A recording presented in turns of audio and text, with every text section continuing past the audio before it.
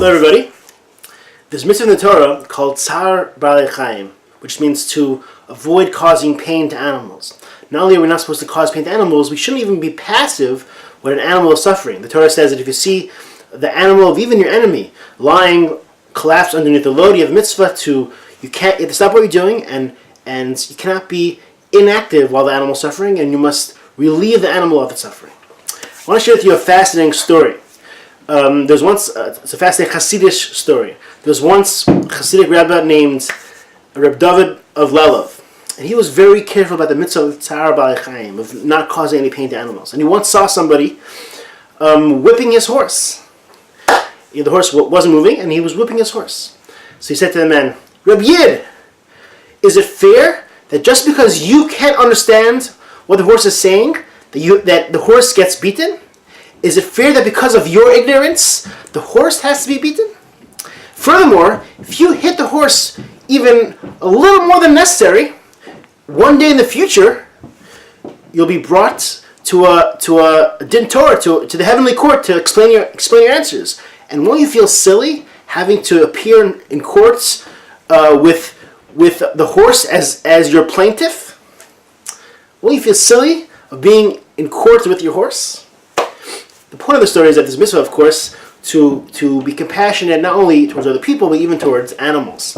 We find this idea in the sixth parasha. We find that Eliezer was set on a mission to find a wife for Yitzchak. Now, the wife of Yitzchak wasn't just any wife. She was actually the mother of Klal Yisrael. She was supposed to be the matriarch of this beautiful edifice of Klal Yisrael that has this mission to perfect the world. And therefore, Eliezer had to find the qualities that will be the seed and the core of the Jewish people.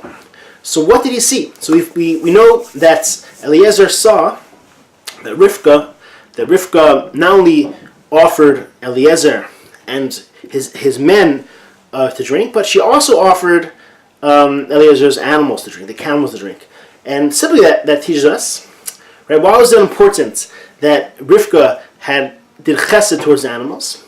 So that teaches us that when a person does chesed towards another person, often there's a sense that if I'm nice to them, they'll be nice to me. I'll somehow benefit from them. But if a person does chesed towards an animal, right, that shows it's true chesed because the person isn't going to pay you back. It's like chesed shel emes. It's like a true chesed. It shows that it emanates from a truly compassionate place. It shows it's a real symbol of true compassion. You're not doing it just because the person may eventually pay you back.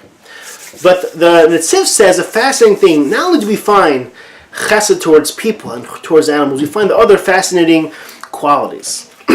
It says that when Rivka offered the camels to drink, right? So what happened was she gave Eliezer the drink, and then she said, let me give the camels to drink, and then it says she poured the water into the trough, and then she went to the well, filled up the pitcher, and then filled the trough. So the question is, why did she empty out the water into the trough, go to the well, and then fill the trough again? Why, if she was anyway going to go back, why did she have to go all the way to the trough? She went to the trough 2 times.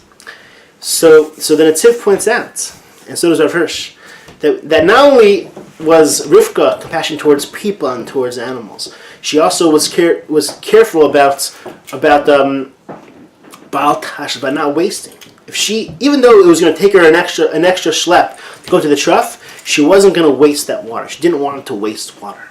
It's an important lesson that a Jew not only has compassion towards other people, but also a Jew has compassion towards other creatures, towards other animals, and even towards inanimate objects. We shouldn't waste anything that has value, that has use. We shouldn't waste.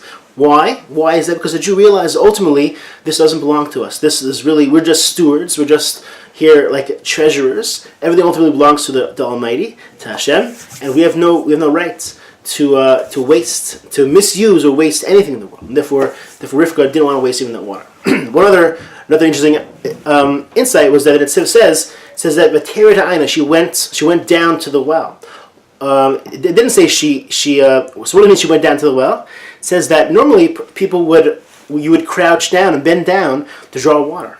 But Rivka knew it was immodest to bend down in front of the men who were there. That would be immodest, it would be inappropriate. So she went down into the well in order to draw the water in a more modest way. And Eliezer saw this is somebody of modesty, and therefore he saw the compassion towards animals, the meticulousness in not wasting anything, and the modesty that will eventually become the building bricks, the building blocks, the bricks of building the beautiful foundations of Klal Yisrael, and that will ultimately help to perfect the entire world.